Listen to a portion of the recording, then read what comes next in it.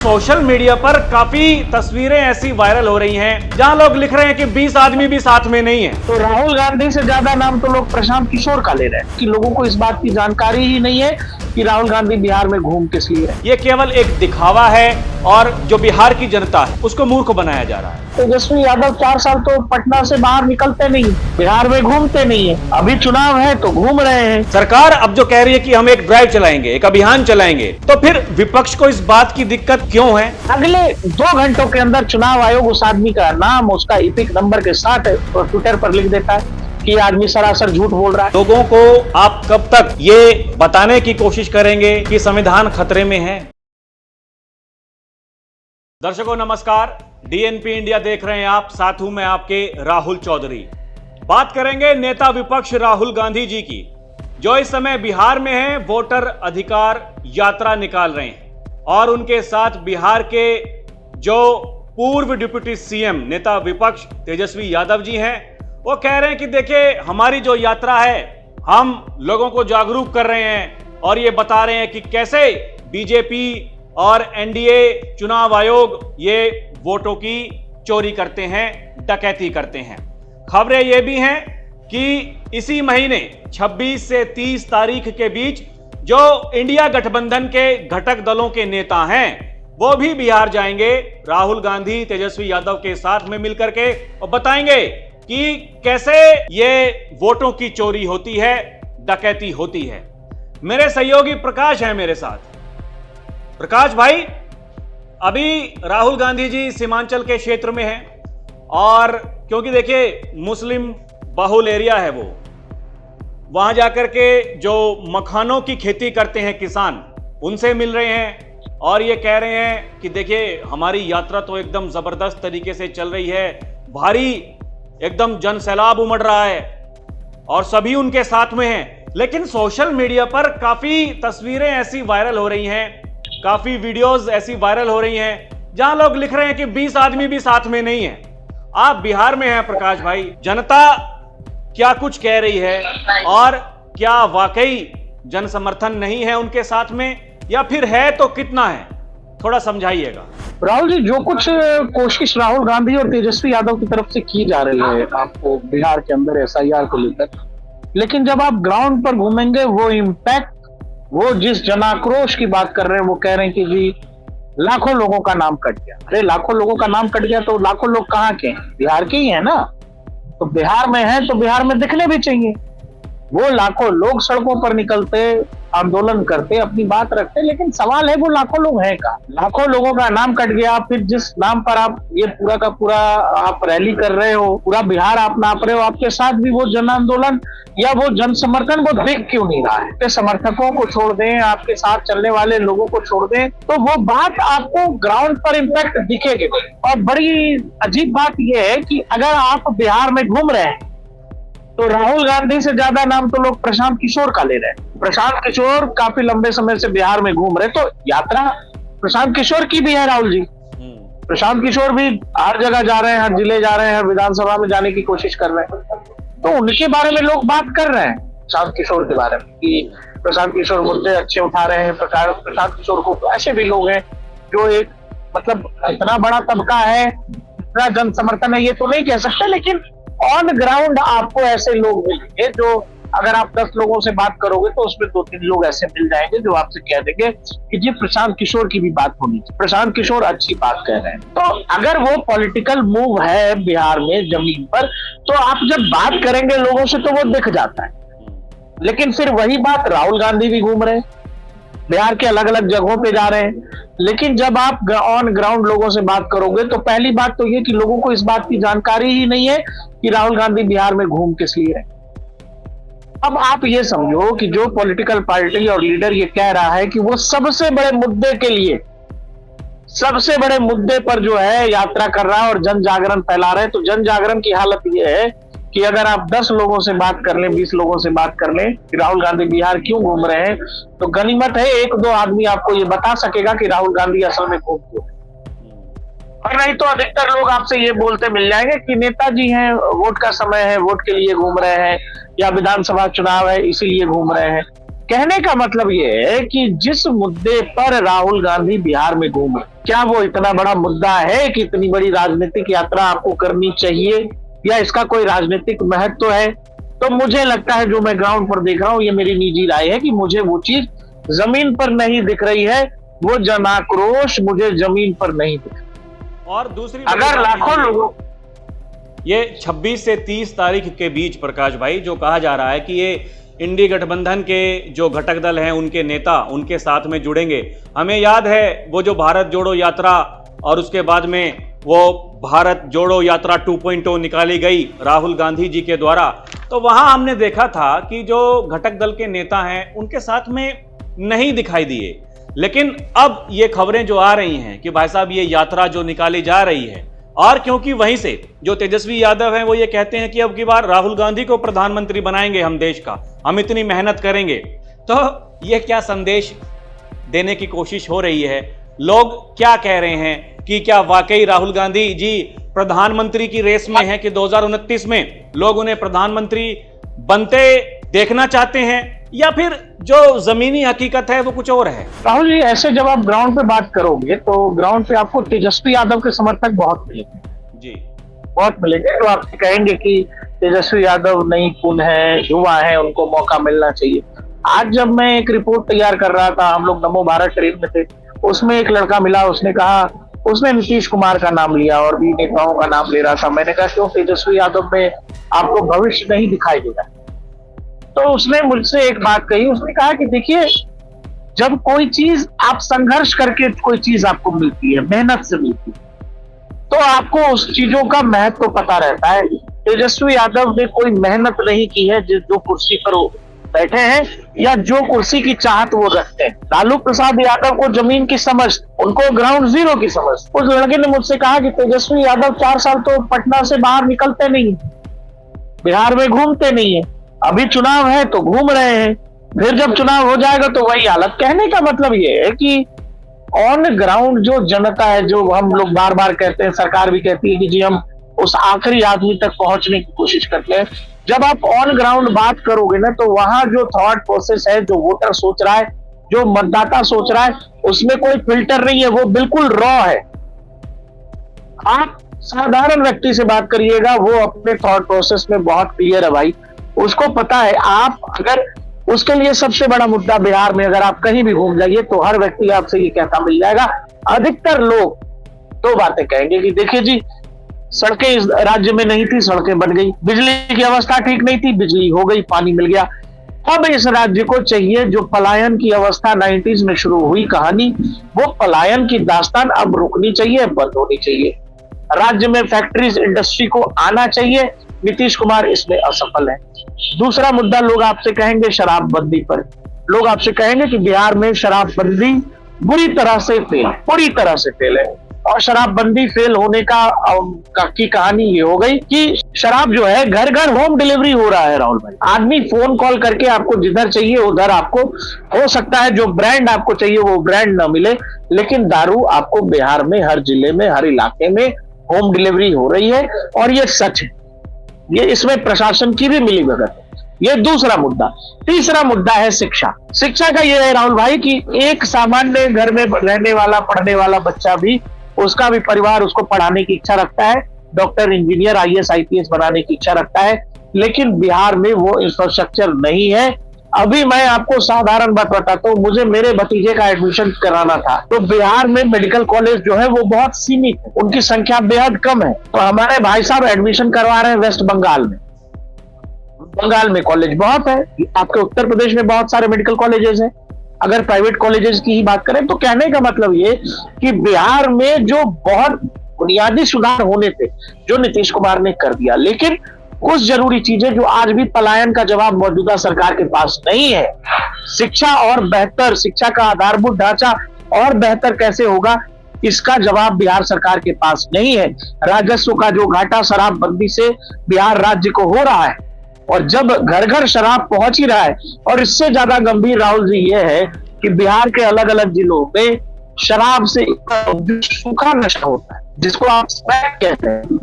जो पंजाब की हालत थी, वो पंजाब जैसा सिचुएशन बिहार के कई जिलों में मैं लोगों से मिल रहा हूं, आप आम लोगों के साथ बैठेंगे, लोग आपसे कहेंगे कि भाई साहब कुछ हो न हो दारू चालू कर देना चाहिए।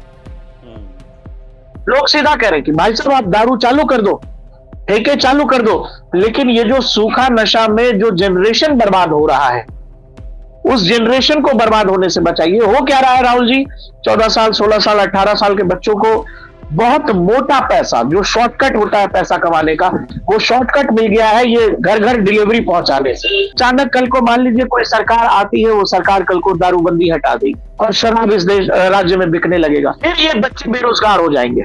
जब ये बच्चे बेरोजगार हो जाएंगे तो ये जो सूखे नशे का कारोबार बहुत तेजी से फैल रहा है, फिर ये कहानी और बिगड़ती चली जाएगी। क्योंकि जब कम उम्र में बहुत साधारण बच्चों के पास इतना मोटा इलीगल पैसा आ रहा है, कल को जब वो पैसा आना रुकेगा तो राहुल जी आपको पता है फिर अचानक से अपराध का ग्राफ ऊपर जा सकता है। क्योंकि अगर उनको पैसे नहीं मिलेंगे तो भाई वो फिर दूसरा रास्ता अपनाएंगे।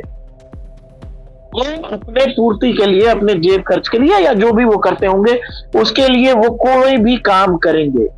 ये है बिहार के असल मुद्दे जो मैं ग्राउंड पे घूम रहा हूं। एसआईआर कोई मुद्दा नहीं है राहुल जी। एसआईआर चुनाव आयोग क्या कह रहा है? चुनाव आयोग कह रहा है कि आपका नाम नहीं है या आपका नाम गलती से कट गया है, 1 सितंबर तक का मौका है, आप जाके नाम जुड़वा लीजिए। अब तो सुप्रीम कोर्ट ने कह दिया ऑनलाइन भी कर सकते हैं। देखिए ये मुद्दे जो हैं वो क्या इनको पता नहीं है? वो भले ही राहुल गांधी हों, तेजस्वी यादव हों या फिर जो विपक्ष के नेता हैं, क्या इन्हें ये पता नहीं है कि बिहार के मुद्दे क्या हैं, हमें क्या बात करनी चाहिए, हमें अगर जनता के बीच में जाना है तो किन मुद्दों को लेकर के जाना है, उन्हें एक आश्वासन देना है कि अगर हमारी सरकार बनती है तो देखिए हम यहाँ काम करेंगे, हम वहाँ काम करेंगे। मतलब या फिर आपको पहले ही ये पता चल चुका है कि आप सरकार में आने वाले हैं नहीं, और ये वोटों की डकैती, चोरी, चुनाव आयोग को निशाना बनाना, संवैधानिक संस्थाओं को खुलेआम धमकी देना, ये मानना ही नहीं कि क्या सही है क्या गलत है। ये तो आप एक दिशा में इस तरीके से बढ़ रहे हैं कि वहां का रास्ता आप जा तो रहे हैं, लेकिन शायद वापस आने का रास्ता आपको नहीं पता है कि आप कहां से वापस आएंगे। और वो जो एसआईआर का मुद्दा, जो इतना बड़ा मुद्दा बना रहे हैं या फिर बनाने की कोशिश कर रहे हैं, और जो दूसरे घटक दल हैं, मेरा सवाल यह है कि जो घटक दल हैं दूसरे, भाई हमने देखा कि राहुल गांधी जी जो कुछ भी करते हैं, वो अपनी यात्रा निकालते हैं तो लोग उनसे दूरी बना लेते हैं, तो सोचते हैं कि भाई ये कांग्रेस की यात्रा है। लेकिन ये जो वोटर अधिकार यात्रा है, क्या ये विपक्षी गठबंधन को एक कर पाएगी या फिर ये केवल एक दिखावा है और जो बिहार की जनता है उसको मूर्ख बनाया जा रहा है? राहुल जी एक चीज आप समझिए, राहुल गांधी ने आज तक जितने भी मुद्दे उठाए हैं, क्या उन मुद्दों को उनके अंजाम तक पहुंचाया है? कई बार सुप्रीम कोर्ट से मात खानी पड़ी है, सुप्रीम कोर्ट में माफी मांगनी पड़ी है।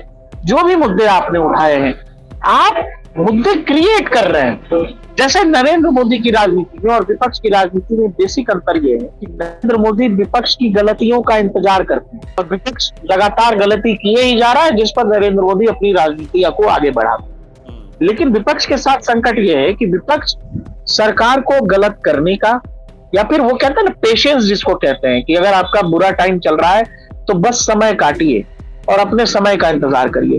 विपक्ष वो नहीं कर पा रहा है। विपक्ष को ये लग रहा है कि 10 साल 12 साल का वक्त बहुत ज्यादा हो गया, अब कैसे चलेगा। तो मुद्दे क्रिएट करने की कोशिश हो रही है, वो चाहे भ्रष्टाचार के मुद्दे को लेकर सवाल हो, जैसे राफेल पर हम लोगों ने देखा पुराने समय में कि जी राफेल बहुत बड़ा घोटाला, बहुत बड़ा घोटाला। बाद में क्या हुआ, पेगासस की कहानी दुनिया जानती है। जीएसटी पर नोटबंदी को सबसे बड़ा घोटाला बनाया गया, उसमें क्या हुआ। और जनता ही अगर लोकतंत्र में मैंडेट या फिर जिसकी सरकार बन रही है, अगर उसी को ही मैंडेट माने, तो जनता इन मुद्दों पर कई बार, वो चाहे अलग अलग विधानसभा के चुनाव हो या लोकसभा के चुनाव, अपना जवाब दे चुकी है उन मुद्दों पर। अब एक नई कहानी है एसआईआर को लेकर, ये लग रहा है। देखिए इसमें जो एक और बाईलाइन है वो ये कि आपने देखा लाल किले की प्राचीर से देश के प्रधानमंत्री ने कहा कि हम घुसपैठियों को तो नहीं रहे। जो उन्होंने लाल किले से कहा वही बिहार की जनता को संबोधित करते हुए फिर उसके बाद वो बंगाल गए। और देखिए बिहार में तो ये 65 लाख सामने आए हैं वोटर जिनके वोट कटे हैं। बताया जा रहा है कि बंगाल में तो करोड़ों में है संख्या। और उन्होंने बंगाल में जाकर के कहा कि देखिए आपको चुनना होगा, बीजेपी काम करेगी, लेकिन तभी करेगी जब आप चुनेंगे, आप चाहेंगे कि घुसपैठिए इस देश से चले जाएं, जो आपके अधिकार हैं उन पर डकैती ना डाल पाएं। प्रकाश भाई, एक बड़ा वर्ग देखिए ऐसा भी है जो ये कहता है कि इस देश की सरकार को नहीं पता कि इस देश में कितने घुसपैठिए हैं। वो बात तो कर रहे हैं कि घुसपैठियों को बाहर निकालेंगे, वो ये कह तो रहे हैं कि हम डकैती नहीं डालने देंगे, यहां जो भारत की जनता है उनका जो अधिकार है उसके ऊपर। लेकिन क्या सरकार को पता है कि कितने घुसपैठी हैं? और सरकार जब कोशिश करती है, सरकार अब जो कह रही है कि हम एक ड्राइव चलाएंगे, एक अभियान चलाएंगे, तो फिर विपक्ष को इस बात की दिक्कत क्यों है? क्या विपक्ष को यह लगता है कि उनका जो वोट बैंक है वही है? क्या उन्होंने ही उनके वोट बनवाए हैं? क्या उनके आधार कार्ड, उनके पैन कार्ड, उनके वोटर आईडी कार्ड, ये सब कुछ विपक्ष के नेता हैं उनके द्वारा बनाए गए हैं? ये सवाल हैं। राहुल जी, जैसे देखिए 2016 या 17 में राज्यसभा में उस समय किरण रिजिजू मंत्री थे, उन्होंने जो है एक आंकड़ा पेश किया था जिसमें बताया गया था कि 2 करोड़ से ज्यादा बांग्लादेशी इस देश में रहे। ये 2016-17 का आंकड़ा है, राज्यसभा में उन्होंने दिया था। हम लोग 2025 में, ये आंकड़ा और ज्यादा ही मानिए, ये ऑफिशियल बता रहा हूं कि सरकार का ऑफिशियल स्टैंड है कि भाई इतने करोड़ तो है। सवाल है कि जो है वो क्या इस देश को धर्मशाला मानकर यहीं रहने दे? क्यों रहने दे भाई? और हर किसी के पास हमारे आपसे ज्यादा डॉक्यूमेंट है उनके।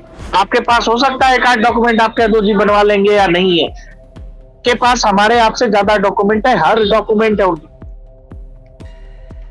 एक तो इकोसिस्टम है ना, जो इकोसिस्टम उनको बांग्लादेश से पश्चिम बंगाल में घुसाता है, फिर पश्चिम बंगाल से देश के अलग अलग हिस्सों में।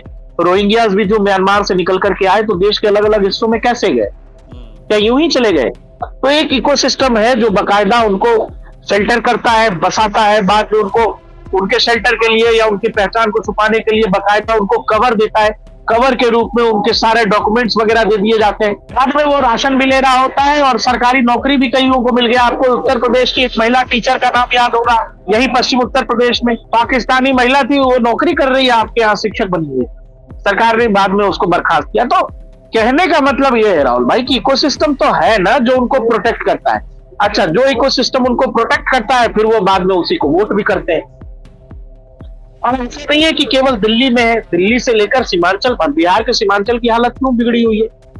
आप जिन पूर्णिया इन सब इलाकों की जब आप बात करते हो तो वहां जो डेमोग्राफी का अप डाउन आपको दिखाई दे रहा है वो केवल इसी वजह से। और जब राहुल गांधी या तेजस्वी यादव कह रहे हैं कि जी वोट कट गया, वोट कट गया, अरे भाई लाखों लोगों का वोट कट गया तो जिनका वोट कटा वो कहाँ है? जैसे मैं जिस कॉलोनी में रहता हूँ, मैं जिस गांव में रहता हूँ, पंचायत में रहता हूँ, तो जिसका वोट कटेगा उसकी जानकारी मुझे होगी, वो बताएगा, वो आगे चिल्लाएगा। भाई गांव घर में पंचायत में लोग ऐसे हैं ही, लेकिन आप कह रहे हो कट गए। मैं लगातार ग्राउंड रिपोर्ट कर रहा हूँ। अब ग्राउंड रिपोर्ट में अगर 30 लोग, 25 लोग, 20 लोगों से बात करता हूँ तो उसमें एक आध आदमी ऐसा मिलता है जैसे सर मेरा बन गया है, मेरे बेटे का नहीं बना है। तो क्यों नहीं बना है? तो नहीं बेटे के लिए हम डॉक्यूमेंट जुगाड़ कर रहे हैं 1 तारीख तक। वो कहने का मतलब जिनका, अरे भाई चुनाव आयोग खुद सुप्रीम कोर्ट में कह रहा है कि ये फाइनल ड्राफ्ट नहीं है। जिन लोगों का वोट है और कट गया है वो अपना नाम अपडेट करा सकते हैं। चुनावी लिस्ट या वोटर लिस्ट हमेशा के लिए फाइनल थोड़ी होती है। अजय अमर थोड़ी हो गई कि आज हुई तो एकदम फाइनल हो गई, यही फाइनल लिस्ट है। उसमें तो हमेशा प्रेस कॉन्फ्रेंस करते हुए प्रकाश भाई यही तो कहा, हम तो नहीं मानते कि ये ठीक है, हम तो बताते हैं या फिर ये कह रहे हैं कि ये गलत है और ये गलत है, इसे हम सही करना चाहते हैं। लेकिन सवाल है कि वो राजनीतिक दल के बीएलए कहां हैं? यही तो सुप्रीम कोर्ट ने भी कहा कि ये जो निष्क्रियता हमें दिखाई दे रही है राजनीतिक दलों की, भाई ये क्यों हो रहा है? आप लोग कहां हैं? देखिए प्रकाश भाई, चुनाव आयोग ने साफ साफ ये कहा कि देश की जनता, चुनाव आयोग के अधिकारी जो डेपुटेशन पे हैं और राजनीतिक दल, सभी को मिलकर एक प्रयास करना होगा और उसको हमें फाइनल स्टेज पर लेकर के आना होगा कि देखिए जो गलत वोटर हैं वो वोट नहीं कर सकते। तो यह बात समझ में छोटी सी बात है। आप ये देखो ना, आप ये देखो, जिन भी लोगों को राहुल गांधी या तेजस्वी यादव ने प्रेस कॉन्फ्रेंस या बाकी जगहों पे, जिन भाई साहब आपका नाम कट गया, तो हाँ जी मेरा नाम कटा हुआ है। अगले ही दिन वही व्यक्ति कह रहा है कि जी कुछ वार्ड मेंबर्स आए थे, पार्टी के लोग आए थे, उन्होंने हमसे कहा कि तेजस्वी जी के सामने, नेताजी के सामने ऐसे ऐसे बोल देना। वो महिला क्या का नाम याद होगा जिसका टी शर्ट पहन के प्रियंका गांधी घूम रही, उसने आकर के कहा कि भाई आप हमारी निजता का हनन क्यों कर रहे हो। दूसरी बात, अभी हाल फिलहाल में एक पोलिंग एजेंट खड़ा है राहुल गांधी के सामने, राहुल गांधी कह रहे हैं बताओ सबको क्या हुआ तुम्हारे साथ, तो मैं पोलिंग एजेंट हूं, मेरा वोट कट गया। अगले 2 घंटों के अंदर चुनाव आयोग उस आदमी का नाम उसका इपिक नंबर के साथ ट्विटर पर लिख देता है कि आदमी सरासर झूठ बोल रहा है। तो सवाल ये है कि आप हजारों की भीड़ में से एक आदमी को निकाल के या 2 आदमी को निकाल करके उसके किसी बयान के आधार पर यह कह देते हो कि पूरे बिहार में सबका नाम कट रहा है, ऐसा कैसे हो सकता है राहुल जी। जिन 65 लाख लोगों का नाम कटा है उसमें 22 लाख लोग अगर मृत हैं, नहीं है, जो अब इस दुनिया में है ही नहीं, तो क्या इस देश का ऑपोजिशन सिस्टम ये चाहता है कि भूतों से भी वोट डलवाता रहना चाहिए लोगों को। आखिर वोट कब तक वोट डालेंगे भाई, को फ्री करिए, बाकी का काम करें, वो उनके पास अपना समाज है, अपना काम है। लेकिन इस देश का पॉलिटिकल सिस्टम ये चाहता है कि भूतों को वोट डालने दिया जाए। अब जो पूरा का पूरी कहानी है वो यही समझ में आती, क्योंकि मैं तो ग्राउंड पे हूँ, मतलब इतना फर्क नहीं है इस मुद्दे को लेकर लोगों के दिमाग में। लोग ये भी नहीं जान रहे कि एसआईआर जैसी कोई चीज है, ठीक है।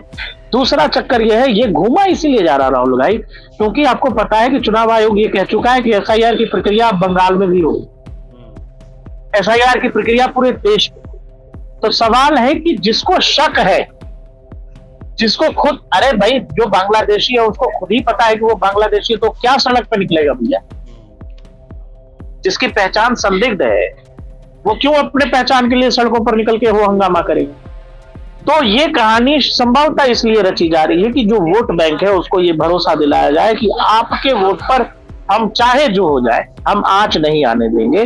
और बिहार के तो इससे महज 3-4 जिले प्रभावित हैं। ये पूरी एसआईआर की प्रक्रिया अगर आप देखेंगे मेजरली, तो इसका सबसे ज्यादा इम्पैक्ट जो है वो सीमांचल के इलाकों में है, जो नेपाल बॉर्डर का इलाका है और पश्चिम बंगाल का इलाका, उन इलाकों में ज्यादा है।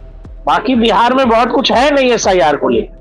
लेकिन ये पूरी प्रक्रिया या जो सीट्स अगर आप देखेंगे तो उन सीट्स पर जो मुस्लिम आबादी है उनका आप ध्यान, और उसी हिसाब से वो पूरी की पूरी यात्रा डिजाइन की गई है। ये केवल बिहार के लिए नहीं है, ये मैसेज पूरे भारत के लिए है कि जहां भी उन वोटर्स पर जो वो किसको वोट करते हैं वो सबको पता है, वो किस पॉलिटिकल क्लास के साथ वो वर्ग जुड़ा हुआ है जो इस देश का है ही नहीं, लेकिन हर तरह का डॉक्यूमेंट लेके घूम रहा है। वो किसको वोट करता है इस देश का सिस्टम नहीं जानता है क्या? जानता है। तो उसको प्रोटेक्ट करने की कोशिश हो रही है। अरे जहां आप दावा कर रहे हो कि 65 लाख लोगों का नाम इलेक्शन कमीशन काट रहा है, तो अगर मेरा नाम कट गया तो भाई हम अपील करेंगे ना, अगर हम सही हैं तो। चुनाव आयोग खुद कह रहा है कि अपील करिए, हमसे गलती हो गई तो आप खुद अपील कर लीजिए। लेकिन अपील करने वालों की संख्या क्या है?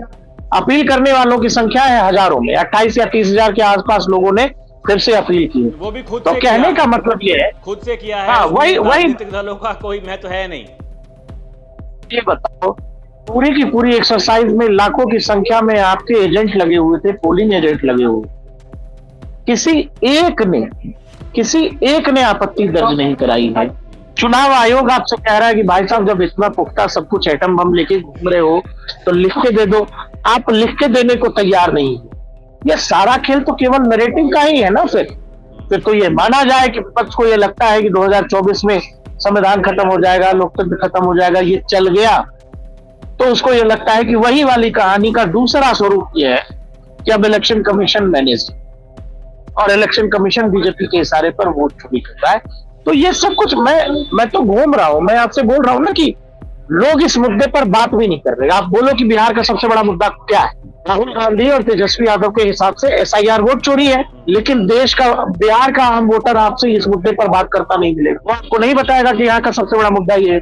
वो आपसे पलायन पर बोल सकता है, वो आप पर शिक्षा से बोल सकता है, वो आपसे कहेगा कि शराबबंदी बुरी तरह से बिहार में फेल है। ये बड़े मुद्दे हैं बिहार को लेकर, और मुझे ये लग रहा है कि निश्चित तौर पर यहाँ जो कुछ राहुल गांधी जो चुनावी यात्रा कर रहे हैं, भारत जोड़ो का आपको इम्पैक्ट पता है, फिर से इसका क्या इम्पैक्ट होगा मुझे नहीं पता। और बाकी भी जो आप कह रहे हो कि इंडिया गठबंधन के तमाम नेता बिहार में, उन सबको पता है कि कांग्रेस का बिहार में क्या है। बिहार में कांग्रेस की स्थिति में सबको पता है।